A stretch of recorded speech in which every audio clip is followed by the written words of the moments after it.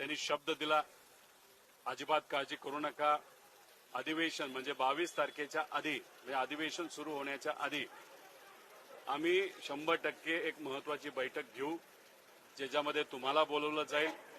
आम्ही विनंती करत असताना आम्ही सरकारला हेही सांगितलं की हे अराजकीय आंदोलन आहे, त्यामुळे फक्त आमच्याच पक्षातल्या नेत्यांना बोलू नका, शेतकरी नेत्यांना बोलवा, त्याच्यावर बुलढाण्यामध्ये तुपकर जे आंदोलनाला बसलेत त्यांना सुद्धा बोलवा, बच्चू कडूंना बोलवा, राजू शेट्टींना बोलवा आणि मग ह्या सगळ्यांना घेऊन आम्ही तिथे येऊ। ज्या अटी तुम्ही GR मध्ये टाकलेल्या आहेत, पुण्यश्लोक अहिल्यादेवी होळकरांचं नाव या कर्जमाफीसाठी दिलं, त्यासाठी आम्ही अभिनंदन सुद्धा केलं, पण एकच बोललो, एवढ्या महामानवाचं नाव देत असताना त्यात अटी टाकून जर 44 लाख शेतकऱ्यांवर अन्याय होत असेल तर कुठं ना कुठेतरी या मोठ्या महामानवाचा अवमान त्या ठिकाणी होतोय। आणि तुम्ही बघितलं असेल की शेवट उठत असताना महाजन साहेबांच्या हातामध्ये हात तिथं मी दिला, त्यांनी शब्द दिला आणि आपली सगळ्यांची अपेक्षा असते की या पवित्र भूमीमध्ये दिलेला शब्द हा नक्कीच हे सरकार पाळेल, कारण याच्या आधी कुणीही इथं येऊन खोटं बोललेलं नाही। पण दुर्दैव असं सरकारचे प्रतिनिधित्व करणारे महाजन साहेब इथं आले, CM साहेबांशी फोनवर बोलले, आपण 22च्या आधी तारीख घेऊ, चर्चा करू हेही सांगितलं आणि मग तिथं त्यांनी आश्वासन दिल्यानंतर आम्ही आमचं आंदोलन तिथं त्या ठिकाणी मागे घेतलं। म्हणजे आम्ही राजकारण करायचं झालं असतं तर आम्ही काही काळ अजून 2-3 दिवस हे आंदोलन पुढे घेऊन गेलो असतो, पण फक्त राजकारण करून सामान्य लोकांना नुकसान होऊ नये या भूमिकेतून आम्ही आमचं आंदोलन मागे घेतलं आणि मग 22 तारखेपर्यंत थांबलो।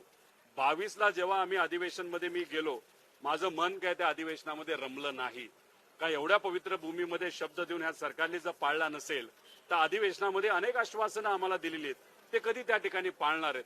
त्यामुळे भूमिका आता आम्ही घेतलेली आहे, मराठवाड्यामध्ये असणाऱ्या प्रत्येक जिल्ह्यामध्ये जाऊन शेवटी छत्रपती संभाजीनगरमध्ये खूप मोठं आंदोलन तिथं आम्ही सर्व शेतकऱ्यांना घेऊन करणार आहोत।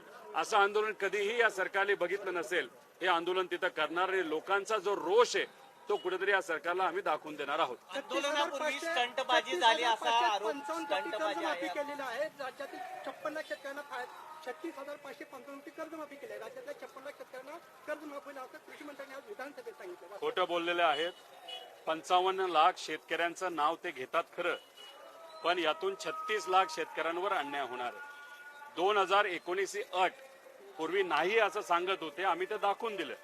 त्या अटीमध्ये तुम्ही जर बघितलं असेल त्यावेळेस 48 लाख शेतकऱ्यांना कर्जमाफी झाली होती, त्यातून 14 लाख हे रेग्युलर शेतकरी होते आणि मग राहिलेले जे होते 32-36 लाख हे कुठेतरी नॉन रेग्युलर, नाही तर ज्याचा कर्जमाफीचा लाभ तिथे मिळाला होता। मग 36 लाख शेतकऱ्यांना त्या काळामध्ये लाभ जर तिथं थकीतचा मिळाला असेल तर सहज तुम्ही साधं गणित केलं तर या वेळेत ते 36 लाख लोकांवर अन्याय होणारच आहे। त्यामुळे कुठेतरी शब्दाचा खेळ करून शेतकऱ्यांवर अन्याय हे सरकार तिथं करत आहे आणि कुठं ना कुठेतरी या सरकारला हे 100% महागात पडणार आहे। मला लोकांना सांगायचंय, नेत्यांवर किती भरोसा करायचा हा तुम्ही ठरवा। बरेच नेते आज या पक्षात आहे, उद्या दुसऱ्या पक्षात आहे। ठराविकच प्रामाणिक नेते पवार साहेब आणि त्यांच्या पक्षातले असतील, उद्धव ठाकरे साहेब स्वतः त्यांच्या पक्षातले राहिलेले आणि काँग्रेसचे हे बाकी सगळे जण आज इथे तर उद्या तिथे आहेत। 6 खासदार जे आपल्यासाठी लढत होते ते गायब झालेले आहेत। त्यामुळे स्वतःच्या हितासाठी लढायचा असेल, कुठल्याही नेत्यांवर अवलंबून न राहता आपल्यालाच लढा हा हातात घ्यावा लागेल, हे मात्र शेतकऱ्यांनी त्या ठिकाणी समजून घेतलं पाहिजे। स्टंटबाजी आहे असं म्हणले होते।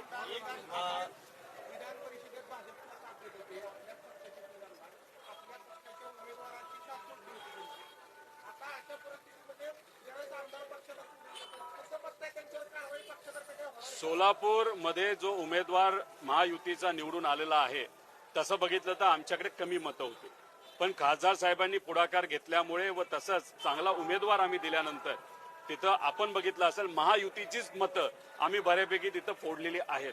त्यामुळे इथं जो कुठला निर्णय घेतला जाईल तो नेत्यांकडनं घेतला जाईल।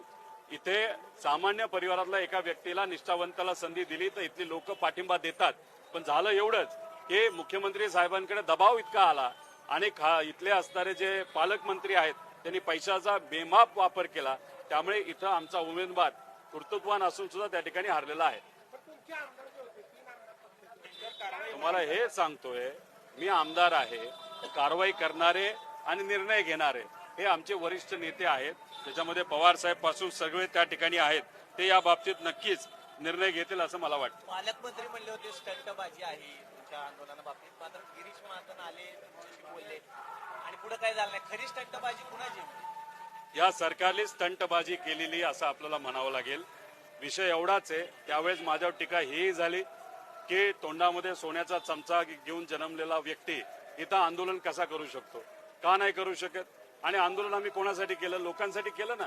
आता अधिवेशनांमध्ये जाऊन गप्प एसी मध्ये बसू शकलो असतो, पण शेवटी दिलेला शब्द तो सुद्धा पंढरपूरमध्ये दिलेला, पवित्र भूमीमध्ये दिलेला शब्द सरकारने जर पाळला नसेल तर आम्ही अधिवेशनामध्ये जाऊन काय करणार. त्यामुळे तिथे सुद्धा आपण जर बघितलं ज्या पद्धतीने लढलं पाहिजे, काही विरोधातले नेते लढतायत पण एवढ्या ताकदीने ते लढत नाहीत. त्यामुळे याच्या पुढे जो लढा लढायचा आहे तो सामान्य लोकांनाच लढावा लागेल. आणि बोलणारे बोलत असतात. आज जर तुम्ही बघितलं तर बरेच असे नेते 85 कोटी रुपये घेऊन त्यांनी भूमिका बदलली, विचार बदलले, पार्टी बदलली. आता मग तुम्ही त्यांना म्हणणार का 85 कोटी रुपये घेतले, आता सोन्याचे नवीन नवीन चमचे तुम्ही तुमच्या स्वतःसाठी आणि नातवंडासाठी त्या ठिकाणी देणार आहात. भूमिका ही महत्वाची आणि भूमिका आम्ही तिथे गेली. आणि हे बघा, स्टंटबाजी वगैरे करणारे जे लोक आहेत ना त्यांच्याकडे आम्ही काही भाव देत नाही, त्यांचा विश्वासात सुद्धा आम्ही तिथे घेणार नाही. महाजन साहेब आले, संकट मोचक त्यांना म्हणलं जातं. 6.5 तास प्रवास करून फक्त इथं आंदोलन मागे घेता यावं म्हणून ते आले. फोनवरही त्यांनी शब्द दिला होता, इथं येऊन सुद्धा शब्द दिला होता. तुमच्या आपल्या सगळ्यांसमोर तिथं मुख्यमंत्र्यांशी त्यांचं बोलणं झालं, मुख्यमंत्र्यांनी शब्द दिला. आणि मग या पवित्र भूमीमध्ये दिलेला शब्द जर पाळत नसतील तर मग 24 जुलैला जेव्हा खऱ्या अर्थाने मुख्यमंत्री इथं पूजेला येतील तेव्हा लोक मात्र काय करतील हे आपल्याला तिथं सांगता येणार नाही. कर्जमाफीच्या ज्या जास्त काटे आहेत त्या रद्द करून, ज्या जास्त काटे आहेत त्यांनी रद्द करून शेतकऱ्यांना आधी असं सीएम साहेबांनी माध्यमांसमोर सांगितलेलं आहे. हे बघा, मुख्यमंत्री साहेब सुरुवातीला बोलत असताना अटीच नाहीत असं बोलले. नंतर ते म्हणाले बहुतांश शेतकऱ्याला फायदा होईल. नंतर म्हणायला लागले नाही ठीक आहे, काही शेतकरी हे वंचित राहू शकतात. त्यामुळे शब्दाचा खेळ तिथं कुठेतरी मुख्यमंत्री साहेबांकडनं केला जातोय, सरकारकडनं केला जातोय. काल सुद्धा अधिवेशनामध्ये बोलत असताना या आंदोलनाचा रेफरन्स घेऊन बरेच आमदार सत्ताधारी सुद्धा बोलले. आणि बोलताना त्यांनी एवढंच बोलले, लिचीपिची बोलले.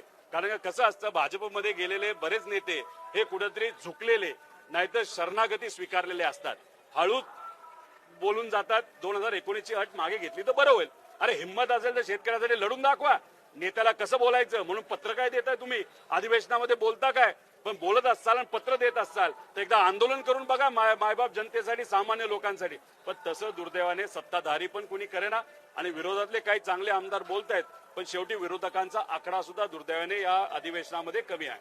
दादा, तुम्ही म्हणताय की विश्वासघात केला, नक्की आपली मुख्यमंत्र्यांसोबत या संदर्भातली जी बैठक आपल्याला लावली होती मुख्यमंत्र्यांनी, यामध्ये काय चर्चा झाली आणि त्यांनी एक तरी अट आपली मान्य केली की नाही केली? चर्चाच नाही झाली, इथंच तर विश्वासघात झाला. आणि तिथं रोहित पवारचा विश्वासघात झालेला नाही, 44 लाख शेतकऱ्यांचा विश्वासघात झालेला आहे. या पंढरीमध्ये पावनभूमीमध्ये येणारे शेतकरी त्यांचा विश्वासघात झालेला आहे. इथं दिलेला शब्द जर पाळत नसेल तर इथं जो पवित्र विचार आहे त्या विचाराचा विश्वासघात दुर्दैवाने या सरकारकडनं झालेला आहे. बैठकच झाली नाही म्हणून अधिवेशनात जाऊन आपण काय करणार. या भूमिकेतून आम्ही आता रस्त्यावर तिथं लढणार आहोत.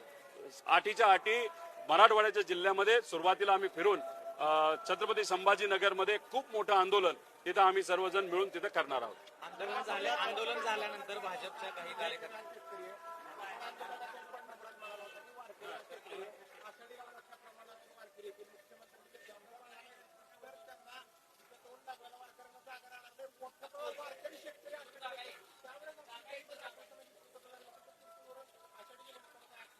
जनाची नाही तर मनाची लाज कुठंतरी या नेत्यांना वाटली पाहिजे, सरकारच्या नेत्यांना वाटली पाहिजे. त्यामुळे या पवित्र भूमीमध्ये पंढरीमध्ये येत असताना दोनदा विचार मुख्यमंत्र्यांनी सुद्धा केला पाहिजे आणि इतर नेत्यांनी सुद्धा केला पाहिजे. शब्द दिलेला तुम्ही पाळत नसाल, इथं येणारे करोडो जे लोक आहेत ते शेतकरी आणि मजूर आहेत.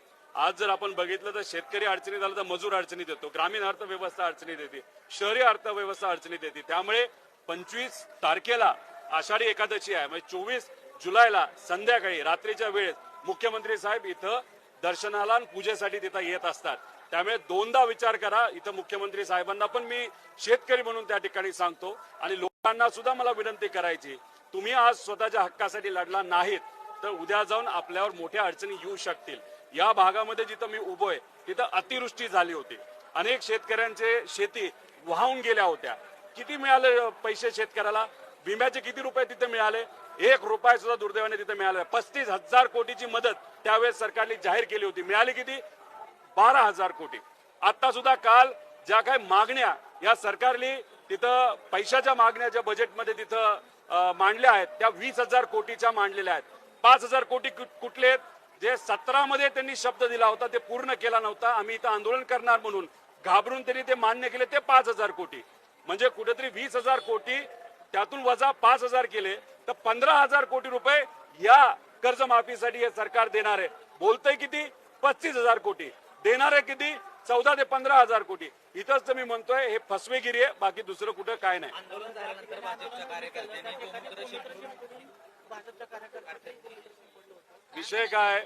माझ्या लेवलचं जर कोण असेल, मंत्री असतील, मुख्यमंत्री असतील, नाहीतर अजून कोणी असेल जे विचाराला आणि काही प्रमाणात अभ्यासाला, नाहीतर लोकांच्या हितासाठी लढणारे जे मोठे नेते असतील त्यांनी जर असं काही केलं असेल तर त्याला मी उत्तर देईल.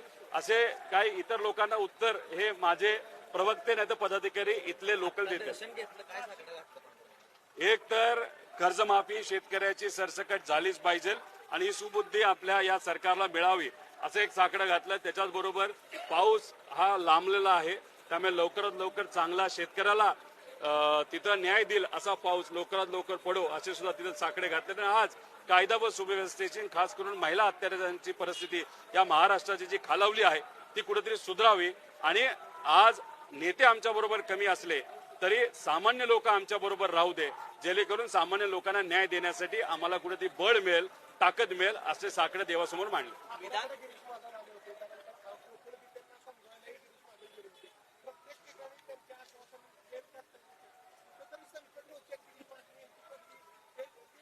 काय झालं एक सांगतो तुम्हाला. पवित्र अयोध्यामध्ये प्रभू श्री रामांचं जे मंदिर ज्याच्यासाठी तुम्ही पैसे दिले, आम्ही सेवा म्हणून तिथं पैसे दिले, मी सुद्धा दिलेले आहे.